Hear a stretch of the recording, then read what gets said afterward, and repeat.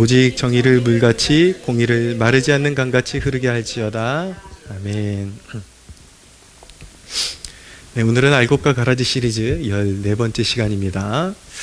오늘은 알곡은 정의 실현에 대한 책임을 갖는다라는 주제로 말씀을 나누겠습니다. 우리 장로교 밑바탕에는 개혁주의 신학이 자리 잡고 있는데, 개혁주의 신학은 우리가 예를 들어서 신앙생활 한다고 하면서 교회 안에서만 활동을 하고 교회 밖에서 예를 들어서 어떤 사회적인 일이나 어떤 정치적인 일에 적극적으로 참여하지 않는다면 그렇게 정복하지 못하는 영역은 사탄에게 그 영역을 내어주는 것이다 라고 그렇게 바라보았습니다. 그래서 영역주권이라 그러는데, 모든 영역에 그리스도께서 왕되시게 하라. 그것이 우리 장로교 신앙의 가장 그런 어떤 중요한 요소라고 말씀드릴 수가 있습니다. 교회 안에서뿐만 아니라 교회 안에서의 신앙이 사회적으로, 대사회적으로 영향력이 될 수 있게끔 그렇게 영적으로 세상을 정복해 나가는 것이 바로 개혁주의의 정신인 것이죠. 오늘 정의에 대한 말씀 나눈다고 했는데, 하나님의 정의는 출애굽에서 살펴볼 수가 있습니다. 하나님께서 종살이하는 그 이스라엘 백성들의 그 탄식 소리와 신음하는 소리를 들으시고 그 백성을 출애굽시키시죠. 애굽에서 이제 탈출시키십니다.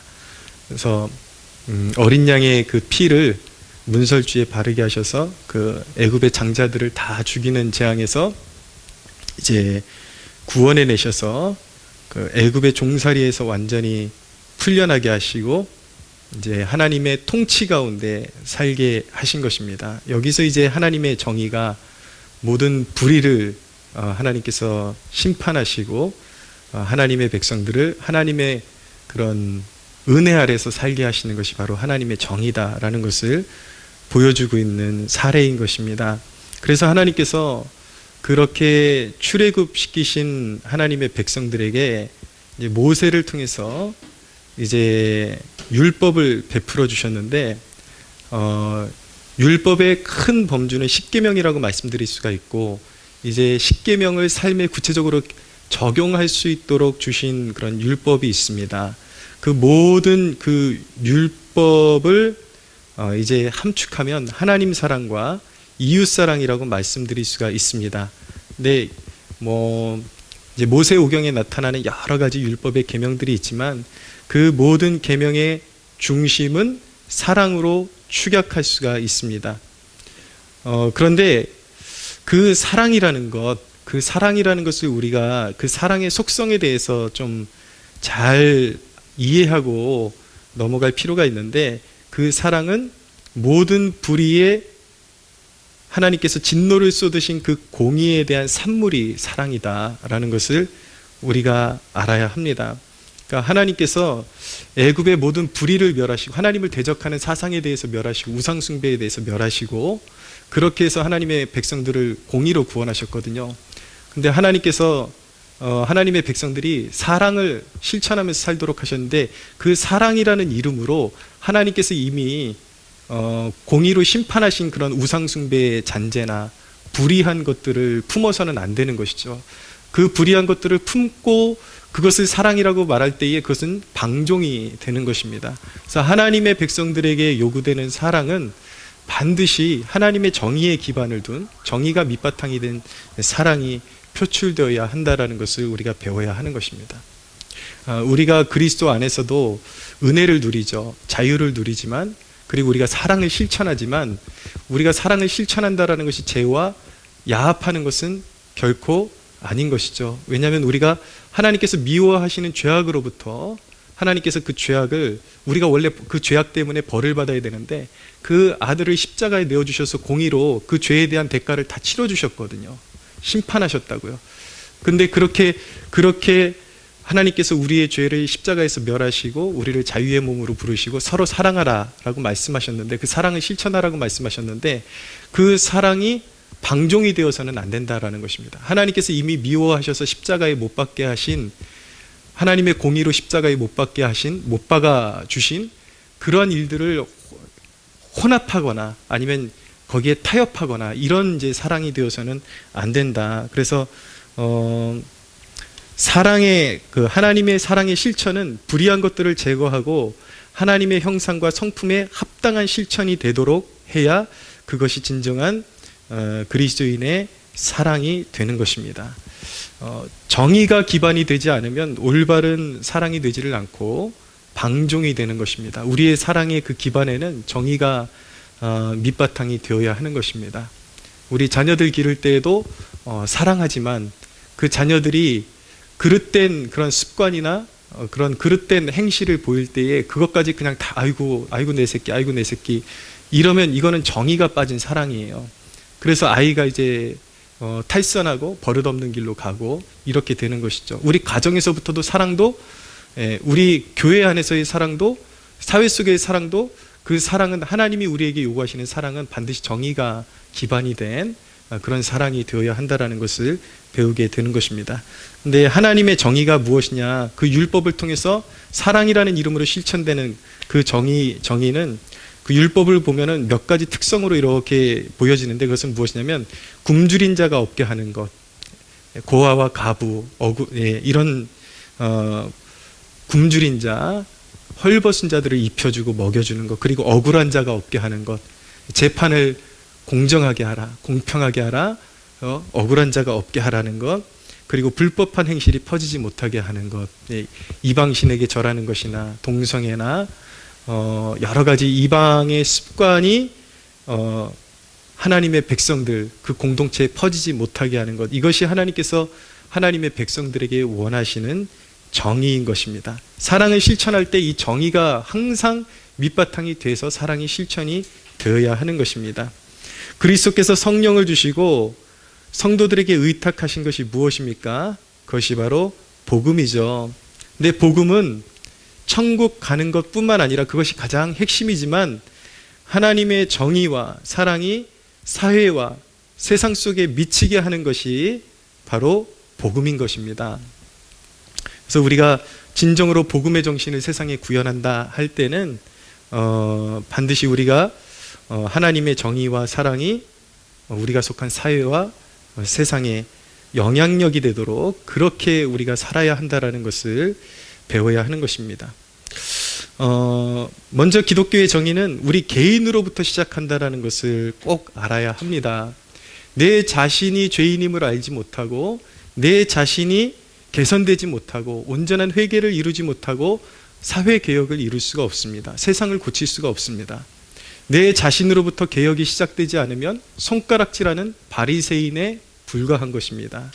그렇기 때문에 우리 기독교인들이 세상의 정의를 베풀기 위해서는 먼저 그 정의가 내 개인으로부터 시작돼야 하는 것이죠. 그래서 하나님의 말씀이 우리의 삶 가운데 악한 행실을 깨닫게 하실 때 철저히 그것을 십자가에 못 박고 내 자신이 개혁되어져야 진정한 개혁자가 될 수가 있는 것입니다. 그래서 하나님의 말씀으로 나를 개혁시키고 그리고 변화받아서 세상을 변화시키게 되는 것이죠.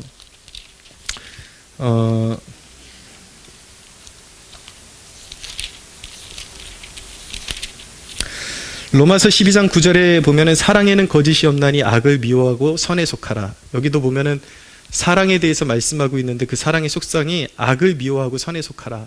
하나님의 정의의 개념이 담겨 있죠.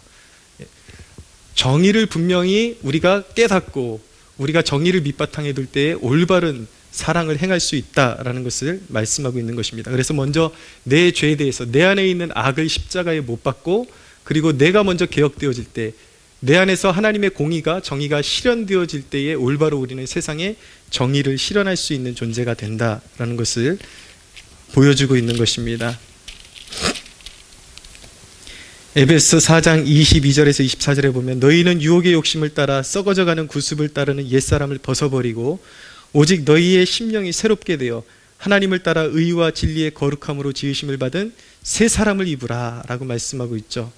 동일한 말씀인 것입니다. 내 안에 있는 죄성이 이미 나의 옛사람이 십자가에 못 박힌 것을 깨닫고 선언하고 이제 과거의 죄된 습관들을 완전히 벗어버리고 내 안에서 하나님의 정의가 실현되어지고 그리고 새 사람을 입고 세상 가운데 하나님의 정의를 실현하는 그런 존재로 서야 한다는 것을 보여주고 있는 것입니다. 하나님은 교회 안에서도 정의가 지켜질 것을 요구하십니다. 우리 교회가 오해하고 남용하기 쉬운 그런 개념이 사랑이라는 것인데 그러나 교회가 거룩함을 지켜나가고 영적인 순결함을 지켜나가는 가장 중요한 도구가 무엇이냐면 권징이라는 것입니다. 교회 안에서 죄를 범하거나 아니면 어떤 교회의 가르침에 배역하는 사람들에 대해서 무조건 사랑을 하고 품으라고 하시는 것이 아니라 정의롭게 바로잡으라라고 성경이 말씀하고 있는 것입니다. 그래서 정의의 시작은 교회 안에서부터 이제 시작이 되어야 하는 것입니다. 교회가 반드시 바로잡아야 되는 그런 사항들이 있는데 어떤 사람들이 뭐 문란한 삶을 살거나 그리스도인으로서 합당치 않은 그런 행실을 보였을 때에 그것을 책망하고 제거해 주는 것이 교회를 살리는 것이고 그것이 하나님께서 교회 가운데 원하시는 것인데 왜 그렇게 해야 되냐면 그 정의를 통해서 누룩이 교회 가운데 퍼지는 것을 방지하기 위해서 그런 안 좋은 그런 세속성, 죄된 습관들이 교회 공동체로 널리 퍼지지 못하게 하기 위해서 반드시 그런 불의한 일에 대해서는 이렇게 권징을 통해서 다스리라고 그렇게 명령하고 계신 것입니다. 근데 교회가 그렇게 순결하게 되는 것을 방해하는 요소가 무엇이냐면 인간적인 공감입니다. 그러니까 이렇게 사람의 은연 중에 그런 약자의 편을 들어야 한다라는 그런 개념들이 있거든요. 그것은 어떤 면모로는 맞는 말이지만 불의한 죄를 범하고 이런 사람들이 어떤 자기가 이제 약자 코스프레 할 때에 괜히 거기에다 긍휼을 가지고 거기에 이제 편을 들어주고 그럴 때에 교회가 아름답게 그것을 잘 다스려 나갈 수 있는 분위기가 되는 것이 아니라 분열되게 되는 것입니다. 그래서 교회 안에서 그런 다스려야 될 문제가 있을 때 교회가 또 한 번의 아픔을 겪어야 하는 이유는 무엇이냐면 교회 하나님께서 세워주신 질서대로 일을 처리하면 문제가 되지를 않는데 어떤 약한 자의 편을 들어준다는 이유로, 왜냐하면 항상 자기가 어떤 죄에 빠져 있거나 잘못을 범한 사람도 그 사람의 어떤 이야기를 다시 한번 이렇게 그 사람과 개인적으로 이야기를 들어보면 자기 중심적으로 얘기하기 때문에 자기의 편의대로 얘기하기 때문에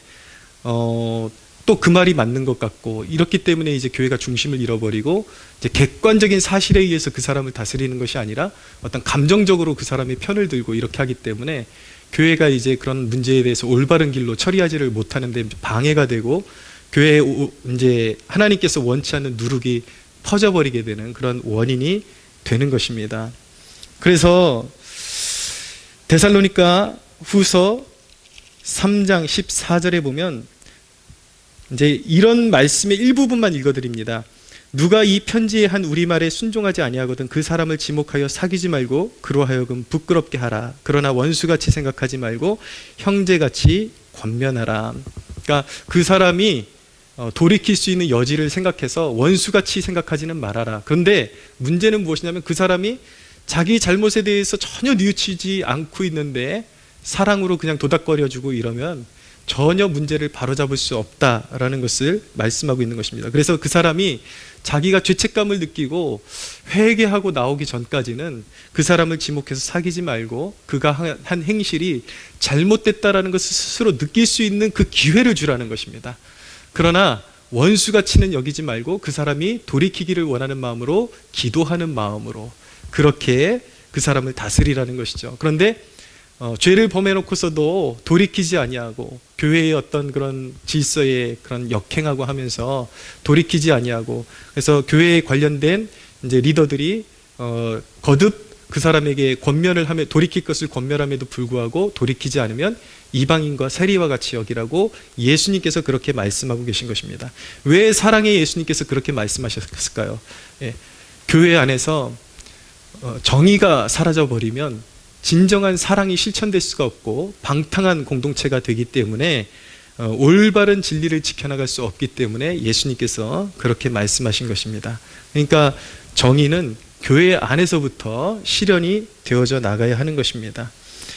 또한 하나님의 백성들, 알곡들에게 요구하시는 정의는 굶주린 자를 먹이는 것입니다. 성경에 대표적인 하나님의 정의는, 하나님께서 백성들에게 요구하시는 정의는 굶주린 자들을 먹이는 것이다, 헐벗은 자들을 입혀주는 것이다 라는 것을 누누이 말씀하고 있습니다. 그래서 알곡은 긍휼의 마음을 가지고 먹이고 입히는 일에 최선을 다해야 하는 것입니다. 하나님께서 내게 주신 그러한 자원들을 가지고 먹이고 입히는 일에 최선을 다해야 되는 것이죠. 그러나 우리 그리스도인들은 교회와 교회 밖을 선을 긋고 교회 밖의 사람들까지도 교회 밖의 사람들은 돕지 않고 이러면 안 되죠. 교회 밖에 있는 예수를 모르는 사람들에게까지 우리의 손길이 뻗어져서 하나님의 사랑이 미칠 수 있도록 그렇게 해줘야 하는 것입니다. 이것이 하나님의 정의인 것입니다.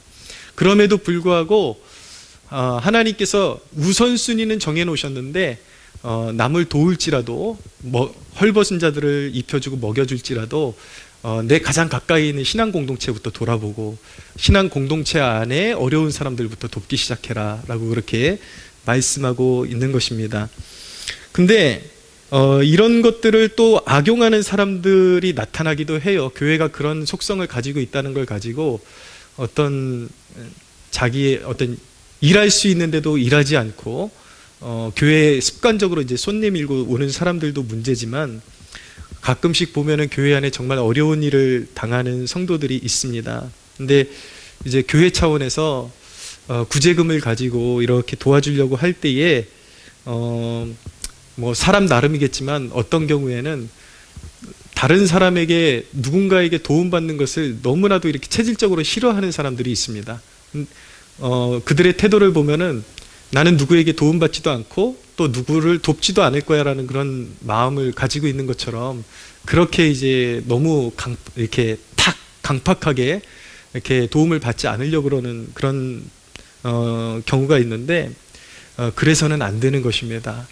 내가 어려울 때 도움을 받을 때에도 겸손하게 도움을 받고 그 대신에 그 사랑, 내가 어려울 때 이렇게 신앙 공동체가 나를 도와주는 것이 바로 예수님의 사랑이구나, 그것을 자기가 도움을 받음으로써 느끼고 자기가 이제 하나님께서 은혜 주셔서 형편이 좋아질 때에 그 사랑 그 이상으로 돌려주면 되는 것입니다. 그 사랑을 배우게 하시기 위해서 하나님께서 그렇게 어려운 상황을 통해서 도움도 받게 하시는 것인데, 도움을 받을 때는 겸손하게 그리고 감사함으로 받고 또 은혜의 빚진 마음 가지고 하나님께서 또 기회 주실 때 더 좋은 마음 가지고 도울 수 있어야 그것이 바로 알곡의 자세인 것입니다.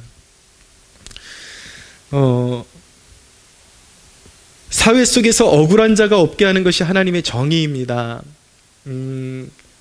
지금 우리에게 당면한 이 민족, 그리고 민족교회가 당면한 과제, 우리가 지금 실천해야 될 정의는 무엇이냐면 선거 제도를 고치는 것이라고 저는 믿습니다. 선거제도, 불법 선거가, 부정선거가 분명히 있었죠. 분명히 선거에 활용되는 투표지는 한 가지인데 모양도 다르고 재질도 다른 투표지가 몇 장이 섞인 것이 아니라 그것이 수천 장씩 섞여 있다면 그것을 부정선거가 아니라고 말할 사람이 어디 있겠습니까? 도장이 분명하게 선관위 도장, 그 어떤 인증된 도장이 찍혀 있어야 되는데 도장도 전혀 다른 도장이 수없이 찍혀 있다면 그것을 누가 어떻게 부정선거가 아니라고 그것을 거부할 수 있겠습니까? 투표인보다 투표지 수가 더 많다면 그것은 명확한 부정선거인 것이죠. 제외 국민, 외국에 있는 국민들 이제 한국에 주소지를 두고 투표를 하는데 지금 투표의 문제는 무엇이냐면 저 호남 지역에 주소를 두고 있는 그런 외국에 사는 사람들은 정확하게 그 사람들이 그 지지하는 쪽에 표가 몰려 있는데 대구 쪽에도 분명히 이 경상도 쪽에도 자신들이 지지하는 그런 압도적인 그런 세력이 있어요. 그런데 아이러니하게도 이 경상도 지역에 주소를 두고 있는 재외국민들, 외국인들은 하나같이 투표한 것이 다 그 반대쪽의 그런 권력자들에게, 정치인들에게, 정권에게 투표한 것으로 이렇게 결과가 나오는, 이건 비정상적인 것이죠. 너무나도 조작한 티가 확 나는 것이죠. 죽은 사람이 한두 사람이 섞여 있는 것이 아니라 이미 죽은 사람이 수없이 투표인으로 들어가 있다면 그것은 누가 조작한 것이고, 그것은 부정투표인 것이죠. 근데 그것이, 이 믿어지지 않는 사실이 지금 오늘날을 살아가는 우리 시대의 문제라는 것. 지금 사전투표의 문제가 무엇입니까? 그 투표값이, 지금은 뭐 제가 이것을 디테일하게 설명하는 그런 시간은 아니기 때문에, 투표값이 조작되어 있다는 것, 너무나도 일관되게 조작되어 있다는 것은 공공연하게 우리에게 알려져 있는 사실이지만, 언론이 입을 막고 있고 많은 사람들이 이것에 대해서 눈을 뜨지 못하고 있는 것이 사실이지만, 조금만 들여다보면 이 나라에 심각한 부정선거가 있다는 것을 눈치채는 것은 어렵지 않습니다. 근데 부정선거는 남의 표를 도둑질하는 것이죠. 이 나라에서 도둑질이, 권력을 탐하는 도둑질이 성행하고 있다는 것은 불행한 일인 것입니다. 우리 그리스도인들이 실천해야 될 정의는 무엇입니까? 선거제도를 우리가 기도하고 고쳐나가는데 힘을 모으고 목소리를 내야 할 사명이 이 세대의 그리스도인들에게 있는 것입니다. 세상에 억압받는 백성들을 풀어주었던 사람들이 누구입니까? 영국의 윌리엄 윌버포스, 미국의 아브라함 링컨, 이 사람들이 노예제도와 싸우면서 노예들을 풀어 자유케 했죠. 이렇게 세상에 억압받는 백성들을 풀어서 하나님의 정의를 실현할 수 있는 가장 궁극적인 존재는 오직 그리스도인이라는 사실을 믿으시기를 바랍니다. 오직 알곡들만이 이 일을 할 수 있는 거예요. 알곡들에게 이 일이 맡겨져 있는 것입니다. 하나님이 부여하신 인권을 찾아주는 일이 하나님의 자녀들이 할 일인 것입니다. 노예같이 살고 억눌린 그런 존재로, 너무나도 지나친 어떤 잘못된 사회구조 때문에 벌어지는 가난이라면 기독교인들이 사회제도에 적극적으로 참여해서 그런 것들을 고쳐나가야 하는 것입니다. 사회제도 개선에 앞장서서 억눌린 자들을 풀어주어야 하는 것입니다.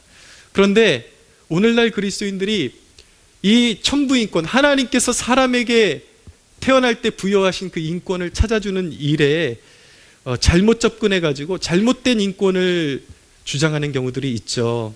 그건 세상 정치 논리에 속아가지고 우리 그리스도인들이 정신을 차리지 못하고 동성애자들의 인권을 옹호해 주는 것, 그리고 강성노조, 이들은 항상 자신들이 약자라는 그런 이미지를 부각시키는데, 이 강성노조들은 사실은 약자가 아니죠. 일 안 하고 자기들만이 계속해서 그런 어떤 부당하게 그렇게 월급을 올려줄 것을 요구하고, 습관적으로 이렇게 사회를 어지럽게 하고 이념에 물들어서 사회를 어지럽게 하는 세력들이 강성 노조이죠. 이들의 편을 들어주는 것이 결코 하나님이 원하시는 정의는 아닐 것입니다. 오히려 페미니즘을 통해서 여성들의 낙태할 권리를 옹호해 주는 것, 이것이 그리스도인들이 할 일이 아니라 오히려 낙태당하는 그런 생명 있는 자에게 태어날 권리를 주는 게 바로 하나님의 정의임을 믿으시기를 바랍니다. 우리 아이들이 생명을 가지고 태어나서 영혼을 가지고 있는 그런 피조물인데, 이 땅에 태어나서 정말 그들도 복음을 듣고 이제 구원에 참여할 권리를 줄 필요가 우리에게 주어져 있는 것입니다. 그리고 하나님의 자녀들은 북한의 억눌린 백성들의 자유, 그리고 해방을 위해서 기도하고, 하나님의 백성들을 향해서 내 백성을 보내라 하시는 그 하나님의 음성이 저 북녘 땅 가운데 선포될 수 있도록 우리가 기도하고 북한의 인권을 위해서 목소리를 내는 것이 하나님의 뜻임을 믿으시기를 바랍니다. 그런데 세상 가운데 자유만 주는 것은 타락의 지름길이라는 것을 알아야 하는 것입니다. 모든 정의의 핵심은 복음 전파에 있는 것입니다. 제자 삼아야 하는 것입니다. 단순히 세상을 자유롭게 하는데 그리스도인의 그런 사명이 있는 것이 아니라, 알곡의 사명이 있는 것이 아니라, 그들을 자유케 하여 복음에 순종하게 해서 하나님의 통치 아래 들어오게 하는 것이 바로 알곡의 사명이라는 것을 한순간도 잊지 말아야 하는 것입니다. 기독교의 타락은 진리의 사유화에 있습니다. 오직 자기의 마음의 평안과 안정, 가정의 어떤 문제의 어려움, 그냥 단순히 그런 문제 풀어내는 것, 이런 일에만 함몰되어 있는 것, 이기적인 목적으로 신앙을 활용하는 것, 여기에 기독교의 타락이 있는 것입니다. 그러나 하나님의 정의는 이웃사랑이라는 계명의 실천을 통해서 흘러가야 하는 것입니다. 기독교는 나누는 것입니다. 내가 1차적으로 하나님의 구원을 경험하는 것이고 하나님의 도우심을 경험하는 건 맞죠. 우리가 어려운 문제 있을 때 하나님만이 우리의 도움이시고 하나님의 도움을 경험하는 것은 맞지만, 기독교의 본질 자체는 내가 그 생명을 경험했으면 그 생명을 나누는 데 있는 것입니다. 영원한 생명을 나누고 인간의 권리를 나누는 것이 바로 알곡의 사명인 것이죠. 복음이 중심에 있지 않은 사회운동은 또 하나의 인본주의인 것입니다. 우리가 정치에 참여하고 사회제도를 개선시키는 데 앞장서야 하지만 복음을 배제하고 거기에만 집중하는 사람들이 있는데, 그것 또한 인본주의라는 것을 잊지가 말아야 하는 것입니다.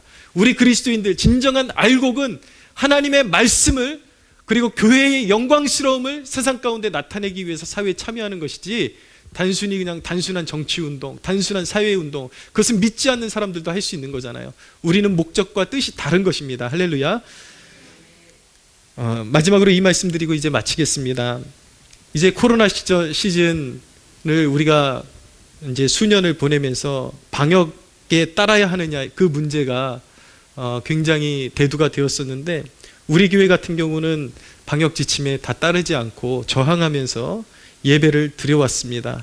근데 그 방역 방침에 따라, 정부의 방침에 따라야 하느냐, 저항해야 하느냐, 이것이 교계에서도 참 많은 논란이 있어 왔죠. 그런데 우리 교회가 저항을 선택한 이유는 무엇입니까? 방역이라는 것은 하나님의 정의의 관점으로 보면 국민을 위한 것이어야 하는 것입니다. 국민의 안전을 위한 것이어야 한다라는 것이죠.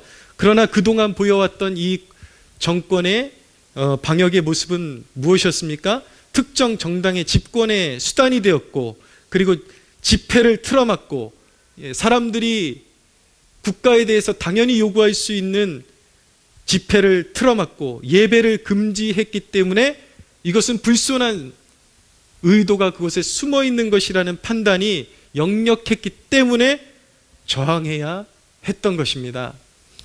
여러분 보십시오. 지금 코로나 초기보다 그 어느 때보다도 확진자 수가 늘어나고 있습니다. 그 어느 때보다도 확진자 수가 늘어나고 있는데 지금 어떻습니까? 지금 백신 패스 폐지되고, 그렇지만 오히려 사회는 정상적으로 잘 돌아가고 있습니다. 이것이 의미하는 것은 무엇입니까? 그 이전에는 왜 이것보다도 덜 심했는데도 불구하고 그렇게 옥죄어 왔는가? 그 의도가 드러나는 것이죠. 의도가 불순했다라는 것입니다. 그런데 그리스도인들이라고 하면서도 무조건 내가 지지하는 세력의 정책이기 때문에 따라야 한다? 오히려 교회가 교회를 향해서 손가락질하면서 왜 국가 정책에 반기를 들고 순종하지 않느냐 그러면서 예배드리는 교회를 손가락질하고 그렇게도 힐난했던 그 사람들, 지금은 뭐라고 하겠습니까? 지금은 그것보다도 훨씬 많은 확진자들이 늘어나고 있는데, 그렇지만 그것을 정치적으로 올가매지 않고 오히려 자유롭게 놔주니까 치료받을 사람들은 치료받고 있고 사회는 정상적으로 잘 돌아가고 있습니다. 이것이 정상인 것이죠. 이것이 보여주는 것이 그 방역이, 지금까지 일어났던 방역이 정치적이었고 매우 불순한, 국민을 위한 것이 아니었다라는 것을 보여주고 있는 것입니다. 여러분, 무조건 내가 지지하는 세력의 정책이기 때문에 따라야 한다. 이것이 바로 가라지의 논리인 것입니다. 알곡은 그것이 어떤 정권이든지 누구의 정권이든지 하나님의 정의가 실현되고 있느냐의 관점으로 그들의 정책을 분별해야 하는 것입니다. 어떤 또다시 방역이라는 이름으로 옥죄어 올 때 우리가 분별해야 되는 것은 이것이 정말 국민을 위한 것이냐, 정말 인권을 위한 것이냐, 정말 국민들의 안위를 위한 것이냐, 아니면 그것이 바로 하나님의 정의가 실현되는 것이죠. 아니면 자신들의 정치적인 수단으로 사용하고 있느냐. 그래서 무조건 순종하게 되면, 무조건 복종하고 따라가게 되면 사회가, 국가가 종애멍에를 매게 되는 것입니다.